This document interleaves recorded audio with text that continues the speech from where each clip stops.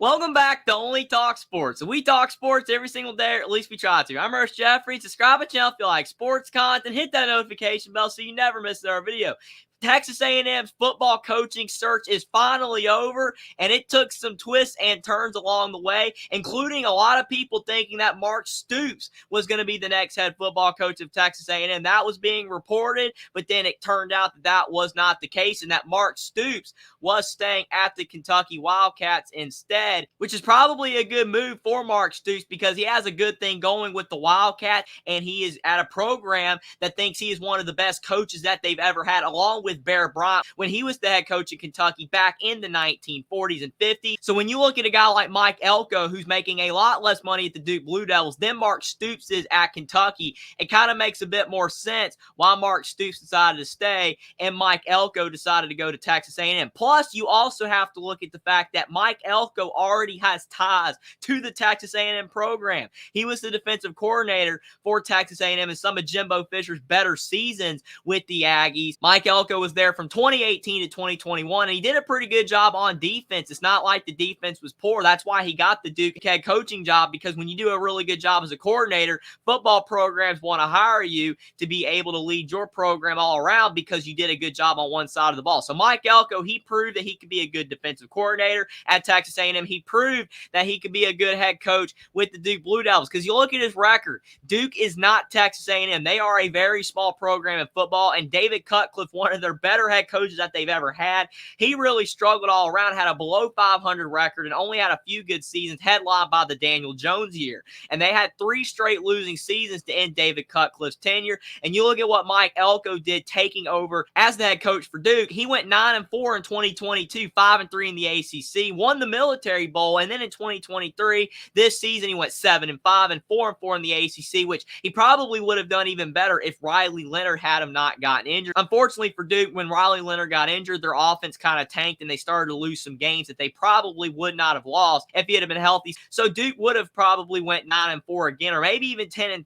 if Riley Leonard was healthy. So Mike Elko's done a fantastic job at Duke. It stings for Duke fans because losing Mike Elko after only 2 seasons of him being your head coach and him turning your program around, it just shows you teams like Duke and some of these other programs. Kentucky thought that they were one of them as well, but they were able to retain Mark Stoops. But some of these mid-level programs, they can't keep these rising star head football coaches, and they move on to bigger and better programs, and that's what happened here. But the big question is Mike Elko the right hire for Texas A&M to make?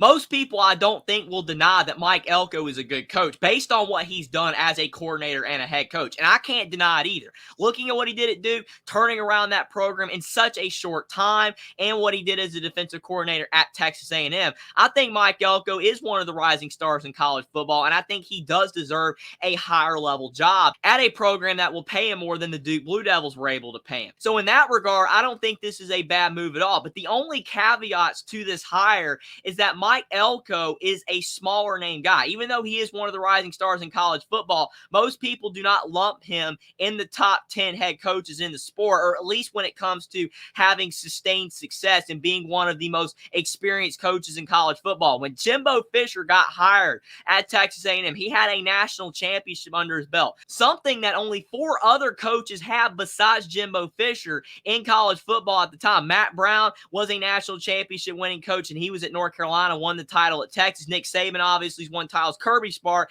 and Dabo Swinney. And Texas A&M had one of those guys. Jimbo Fisher with Jameis Winston won a national title back in 2013. And even though his tenure was starting to go in the wrong direction at Florida State, he moves on to Texas A&M with even more resources and even more money. And a lot of Aggie fans thought that he would be able to lead Texas A&M to SEC West division titles and be able to maybe win the SEC as a whole, or even win a national title. But that never came to fruition. And the best season that Texas A&M had was in the 2020 year, where they went 9-1, and everything was kind of funky in that season anyway. But Jimbo Fisher's buyout was $75 million, and Texas A&M got rid of him. They said, we're done with Jimbo Fisher. He's not leading us to national championships. We don't think he's ever going to lead us to national championships. So even though he has that big buyout, we're not going to retain him. We're going to give him $75 million to walk away and get the next head coach. And he went 45-25 as the head coach of the Texas A&M Aggies, which at most schools is not a bad record, but I understand at Texas A&M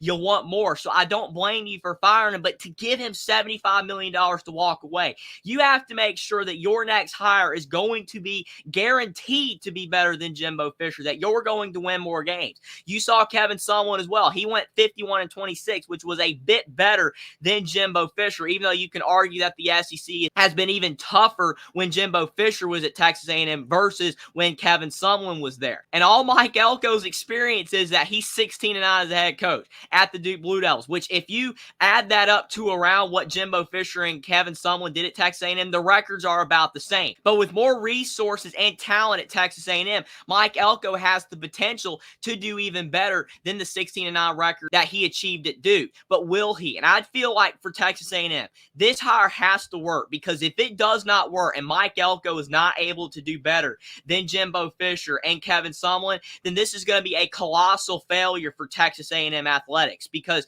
you got rid of Jimbo Fisher for the biggest buyout in college sports history by about 3 times the amount of money that any other coach has been fired for buyout money. And then you hire a guy that just really isn't super proven in Mike Elko. He has had success, and I do again think he is one of the rising stars in the sport. That's not the issue. And he has ties to the program. And a lot of people think he is a respectable guy that will be able to do better things at Texas A&M all around, on and off the field, than what Jimbo Fisher achieved at Texas A&M. Just not bringing in talent, but bringing in the right guys that are going to help your program win. Mike Elko is probably the right guy in that regard, but can he do better than what Jimbo Fisher did? Can he lead Texas A&M to more 10-2 seasons and 11-1 seasons than 8-4? Because I know Mike Elko can go 8-4 at Texas A&M. I think he can go 9-3, but can he go 10-2 and 11-1? Can he lead Texas A&M to where they want to go? It's going to help with the 12-team playoff, because more teams are going to be able to make the playoff. And if Texas A&M goes 10-2, they're ranked like 9th in the country. They make the college football playoff, and Mike Elko can win a game or two, and he does that on a regular basis.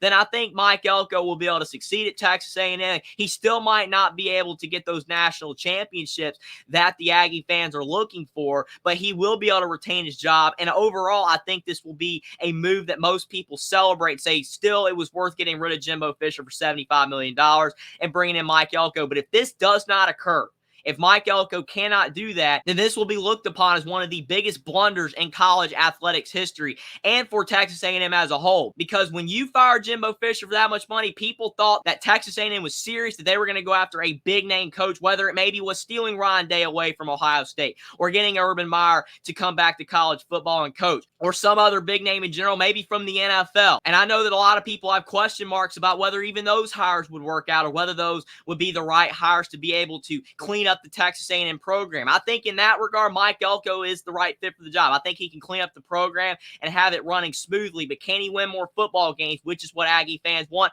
I'm not 100% sure. If you were to ask me whether I think it's more likely that Mike Elko can win the SEC or win a national championship, or whether he's going to get fired in the next 4 years, I would say it's 50-50. It can go either way, because Texas A&M's expectations are through the roof. Maybe they're not as high as an Ohio State or an Alabama, but they want to win at least 10 games, and no coach has been able to do that at Texas A&M for a very long time. They've not won a national championship since before 1940. They haven't won it in basketball either. So both programs are wanting to win, and Texas A&M has a lot of money to throw around, so they're throwing money at Mike Elko, and it worked to get him away from the Duke Blue Devils and to come back to Texas A&M, where he was defensive coordinator for 3 years. Now he's becoming the head coach. I don't think this is a terrible hire, but I would have liked to see Texas A&M hire a bigger name head coach, because they fired Jimbo Fisher for $75 million.